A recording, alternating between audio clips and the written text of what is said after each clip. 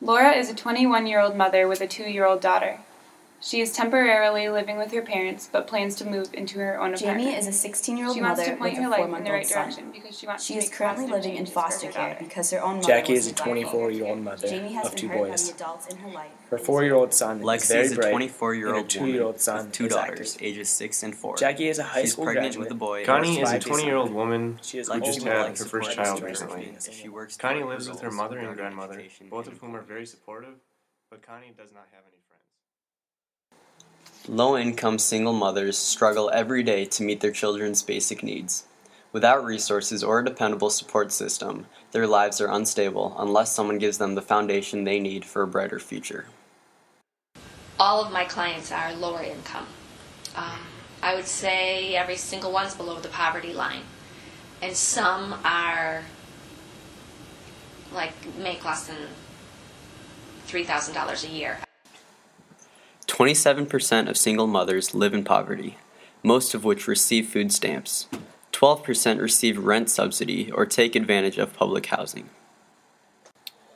Most of these girls have come from troubled pasts, homes with bad relationships, sexual abuse, illegal substances, and parents who are divorced or never married. Most of them are not living at home with a parent. Most of them are living on their own with a roommate, with a boyfriend and his mom, with 15 people, maybe mom, grandma, cousin, So I'm not going to homes with a mom and a dad and the girl got pregnant, but it's just a normal middle-class home. They grew up with a mom who didn't have healthy relationships with men. And when girls grow up without a dad, and they grow up not seeing healthy relationships with men and how men and women are supposed to be together, then these girls fall prey to men. It's rare that a low-income single mother has a relationship with the child's father. Many are incarcerated, out of the picture entirely, or on the fringe of involvement. These mothers cannot rely on the father for financial support or help with raising or teaching the child. For most of these girls, they are on their own.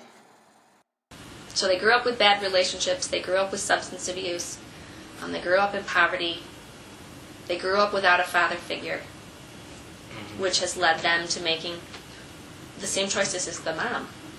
A lot of my clients experienced physical and sexual abuse as children. 70% of teen mothers drop out of high school. Only 30% of teen mothers complete high school by the age of 30, compared to 76% of women who don't have children until age 21 or older. Single mothers can receive financial aid toward getting their GED if they have a job, but for the many single mothers without a high school diploma, getting hired is impossible. I think maybe the public doesn't see the potential that they have. And maybe the public doesn't see the need to help them reach their potential. If you can get these moms a GED, they're going to be able to support themselves much better than if they can't. I'm thinking, who's showing her that vision for a faithful spouse, raising children with a husband and a wife? In all things I have shown you that by working hard in this way, we must help the weak and remember the words of the Lord Jesus, how he himself said, "It is more blessed to give than to receive."